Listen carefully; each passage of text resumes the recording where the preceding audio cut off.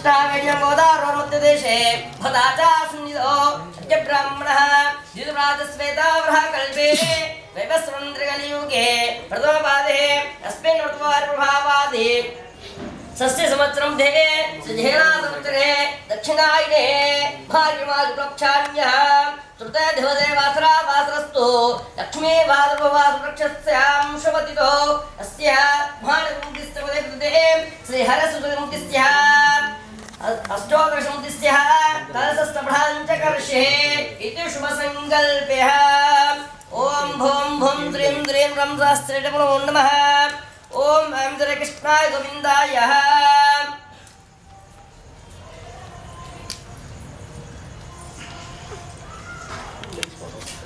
निर्दाभ्युन्महत्यामवायवे आसमुत्पयामि माध्योपाद्यम् अस्यो अध्यम् मुखे आचम्यः स्नानम् ओम आभोषमेवः सधातनः हेरसवेदनः उषधीर्मात्रः तस्मान्वावक्षुभः आपोजनिर्धोजसमहे स्नाधातुत्पयामि गण्डोल्लक्षुभ्यः ओम भूं देवतामुक्तिस्ते प्रतिध्ये आचम्यहम् तैलम् तैलाभ्यन्तस्नानुत्पयामि ओम रं सहस्रमेकमन्त्रेण सहस्रनितायः तैलसहस्रनुत्पयधात्मे वेक्षणिताय नितायः ओम भगवतस्वा तत्सर्गोऽस्मिन्नोधयातो अयं सुमुहूर्तोऽस्तु सर्वं शुभं शुभमस्तु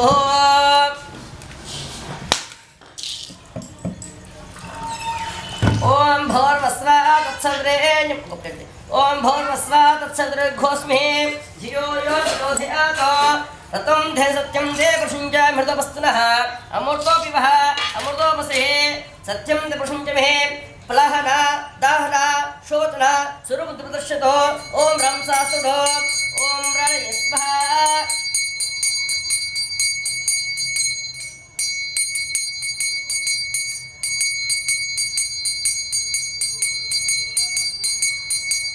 मध्ये मन्त्रपाठ्यम् अस्तोत्रवक्षादयः बाधोत्रवक्षादयः उत्तराभूषणम् साम्भुमे सुवर्णमन्त्रपुष्पदक्षिणाघम् आत्मस्कारमस्तमे उत्तरे शुभकरणविघ्नमस्तु इदं मंगलाशारदाचार्यः पुरोगमे मंगलाशारदाचार्य पुरोगमे सर्वे चौर आचार्ये सत्वराजा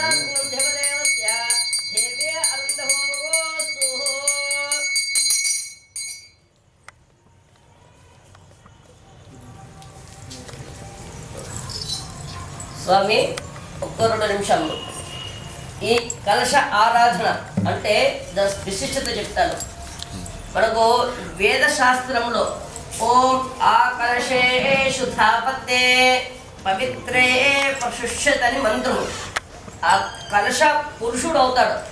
ఏ విధంగా అంటే మానవునికి ఏదైతే ఇత్యాది కళలు అంటే మనం ముఖంలో బుట్టు పెట్టుకుని ఒక కళ, మనము నెత్తిలో క్రాప్ చేసుకుని ఒక కళ, మేడలో ఆభరించిన ఆభరణం ఒక కళ, మన దత్య వస్త్రం ఒక కళ. ఆ విధంగా ఏదైతే కళ అయితే మనకు ఉంటుందో, ఏదైతే మన జీవ ప్రాణం ఉంటుందో అలాంటి కలశ పురుషునికి ఇచ్చిన ఆవాహం ఉంటాయి.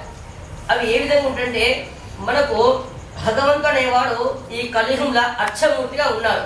అర్చమూర్తి కంటే అర్చన చేసుకోవటందుకు స్వామి మన దిగి వచ్చినటువంటి వాడు అర్చమూర్తి అంటారు. అంటే ఎప్పుడు చేయాలి అర్చమూర్తి అంటే కలియుగ ఆరాధనలో మనకు దేవాలయ ప్రతిష్ఠ చేసుకుని దేవాలయంలో ఉన్నటువంటి విగ్రహాలను మాత్రమే అర్చన చేస్తున్నాం. మరి భగవంతుడు బయట కూడా అర్చమూర్తి కంటే బయట కూడా అర్చమూర్తిగా కావాలి కదా. అంటే అందరూ వెళ్ళి దేవాలయంలో మనం ఇత్యాది ఆరాధన కార్యక్రమం చేయలేము.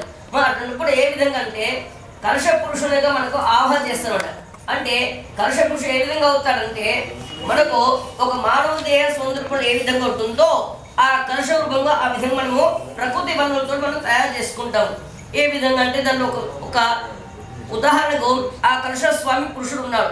ఆ స్వామికి ఆ చెంబుకు చక్కగా సూత్రం కట్టాము.